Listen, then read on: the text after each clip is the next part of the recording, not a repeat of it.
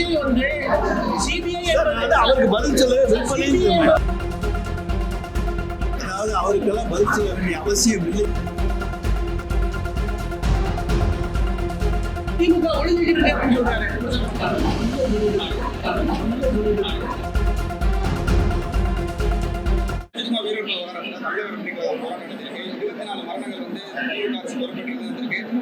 அரசியலுக்காக சாரி கேட்டிருக்காரு. ஒவ்வொரு தரத்தையும் வந்து தமிழ்நாடு முதலமைச்சர் சாரி கேட்கணும் விஜய் வந்து விமர்சனம்.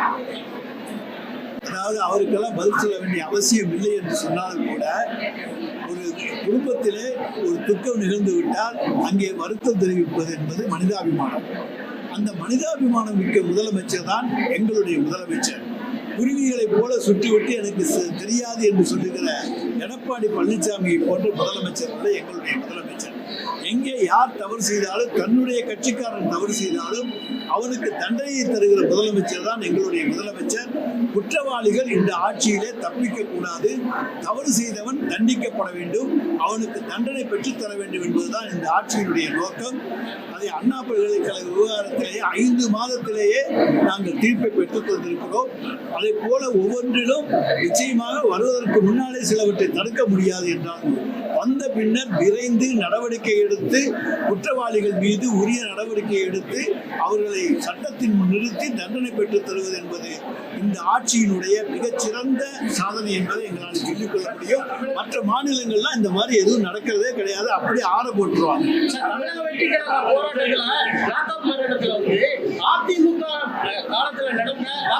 அதாவது பாரதிய ஜனதாவினுடைய சி டீம் என்று முதலாக சொன்னவன் நான் தான். இன்றைக்கும் அதைத்தான் சொல்லுகிறேன். அவர்களுடைய சி டீம் அந்த டீம்.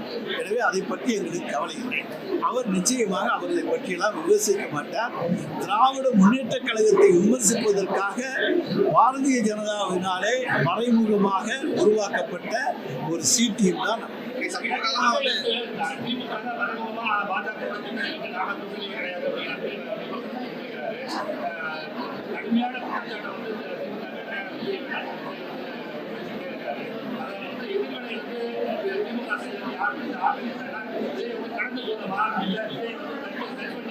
நாங்கள் அவரை இக்னோர் செய்கிறோம், அதை பற்றி எங்களுக்கு கவலை இல்லை.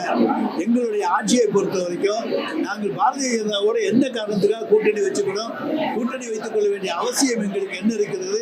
அவர்களுக்கும் அதிமுகவுக்கும் கூட்டணி என்று பேசியிருக்கிறார்கள். அதுக்கு பிறகு ஏன் நாங்கள் போய் அதில் நுழைய வேண்டும், மூக்கை நுழைக்க வேண்டும்? எங்களுடைய கூட்டணி பலமாக இருக்கிறது. மற்றவர்கள் எங்கள் கூட்டணியை கண்டு பயந்து கொண்டிருக்கிறார்கள். இந்த சூழ்நிலையிலே நாங்கள் ஏன் அவர்களிடத்தில் போக வேண்டிய அவசியம் இருக்கிறது? இதையெல்லாம் நீங்கள் தான் எண்ணி பார்க்க வேண்டும். எங்கள் கூட்டணி பலமான கூட்டணி, வெற்றி கூட்டணி, 26 ஆட்சியை பிடிக்கக்கூடிய கூட்டணி எங்களுடைய கூட்டணி தான். 200 நிச்சயமாக வெல்லும் கூட்டணியாக அது இருக்கும்.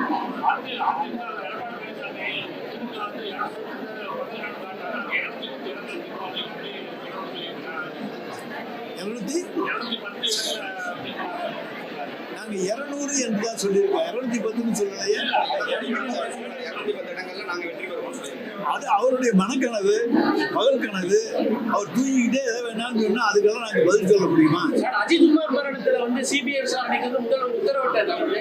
விஜய் வந்து சிபிஐ அவருக்கு பதில் சொல்ல விற்பனை, ஆர்எஸ்எஸ் பின்புலம் உள்ள மத்திய அரசு அமைப்பு, அதுக்கு பின்னாடி திமுக ஒளிஞ்சிட்டு அப்படின்னு சொல்றாரு. செய்திகளை உடனுக்குடன் தெரிந்து கொள்ள கீழ்கண்ட கேபிள் மற்றும் டிடிஹெச் நெட்வொர்க்குகளில் எம்நாடு செய்தி தொலைக்காட்சியை காணுங்கள். பாதகம் செய்பவரை கண்டால் நாம் பயம் கொள்ளலாகாது பாப்பா. மோதி மிதித்துவிடு பாப்பா, அவர் முகத்தில் உமிழ்ந்துவிடு பாப்பா. அண்மை செய்திகளை உடனுக்குடன் தெரிந்து கொள்ள இணைந்திருங்கள் எம்நாடு தொலைக்காட்சியுடன்.